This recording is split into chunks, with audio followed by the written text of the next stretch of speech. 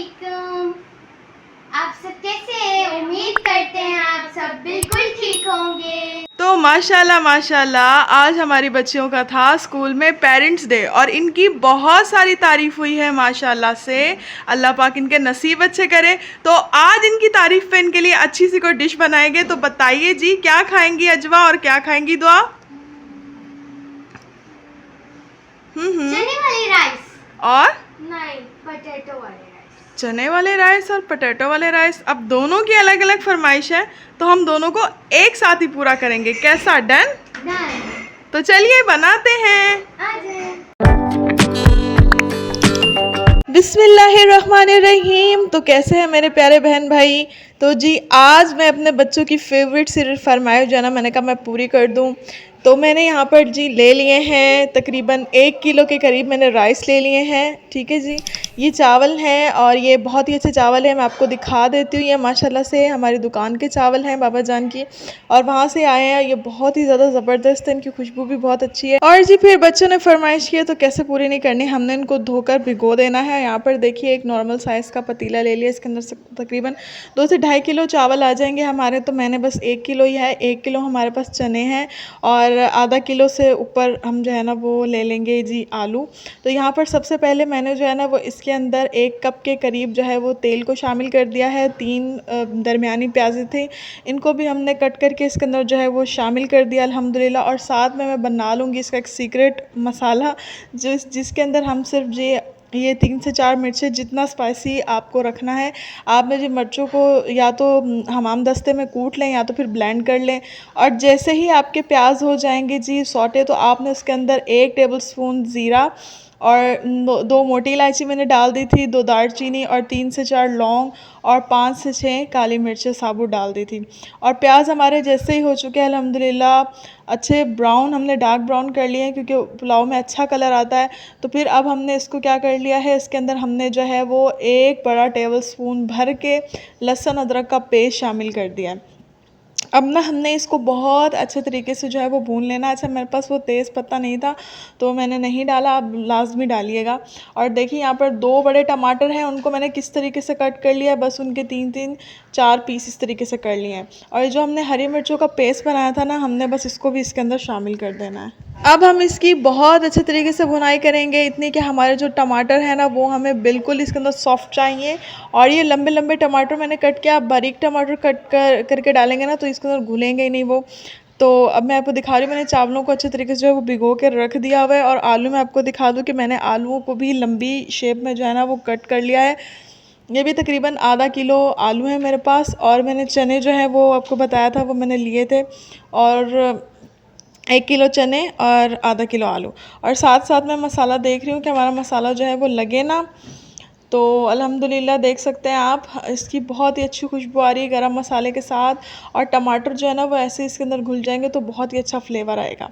और जी आप ये देख सकते हैं, ये जो मैंने चने लिए हैं ये माशाल्लाह से बिल्कुल सॉफ्ट हो चुके हैं और ये उबले हुए हैं। ठीक है, आपने पहले इनको बॉईल करके रखना है। इनमें बस हल्की सी कसर हो तो कोई मसला नहीं, कि वो आपका जब आप उसके अंदर रखें स्टीम के अंदर, जब चावल डालने से पहले, तो वो प्रॉपरली कुक हो जाएंगे। मगर मैंने फुल उबले हुए चने लिए थे तो बस मुझे ज़्यादा स्टीम में रखने की ज़रूरत नहीं पड़ी। तो अब मैंने मसाले को बहुत अच्छे तरीके से भून लिया है। तो मैं इसके अंदर नमक जो है वो हस्बे ज़ायक़ा इस्तेमाल करूँगी। और इसके अलावा मैं इसके अंदर और ज़्यादा स्पाइसेस ऐड नहीं करूँगी, सिर्फ लाल मिर्च। यहाँ पर देख सकते हैं आप लाल मिर्च का पाउडर 1 टेबलस्पून भर के मैंने जो है वो इसके अंदर शामिल कर दिया है। ये थोड़ी मोटी मोटी कुटी हुई, बहुत ज़्यादा फ़ाइन पाउडर नहीं है, घर का कुटा हुआ है। और ये बहुत अच्छा और मज़ेदार इसके अंदर फ्लेवर आएगा। आपने स्पाइसेस जो है ना, क्योंकि हमने हरी मिर्चें भी शामिल किए हुए इसलिए हम ज़्यादा मिर्चें वगैरह और शामिल नहीं करेंगे। और दूसरा कोई मसाला, कोई पुलाव मसाला हम शामिल नहीं करेंगे। और साथ ही फिर हमने जी इसके अंदर आलूओं को शामिल कर दिया है। अब हम क्या करेंगे, इनकी अच्छे तरीके से करेंगे जी भुनाई, कि हमारे जो आलू हैं वो सॉफ्ट हो जाएं। और अभी तक आप वीडियो पर बने हुए हैं और आपने वीडियो को जो है वो लाइक नहीं किया, चैनल को सब्सक्राइब नहीं किया, तो मेरे प्यारे बहन भाई अब क्या सोच रहे हैं, जल्दी से कर दीजिए वीडियो को लाइक, चैनल को सब्सक्राइब। और हाँ, बेल आइकन को प्रेस करना मत भूलें, आपके पास हर न्यू नोटिफिकेशन आता रहेगा। तो हमने इसको बहुत अच्छे तरीके से जो है वो भूनना है। भूनने के बाद इसके अंदर थोड़ा पानी लगा दूँगी कि ये गल जाए।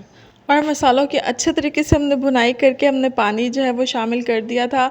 हमारे आलू भी अच्छे तरीके से गल गए हैं, तो हमने बस जो चनों के साथ जो चनों का पानी था ना वो भी इसके अंदर शामिल कर दिया है।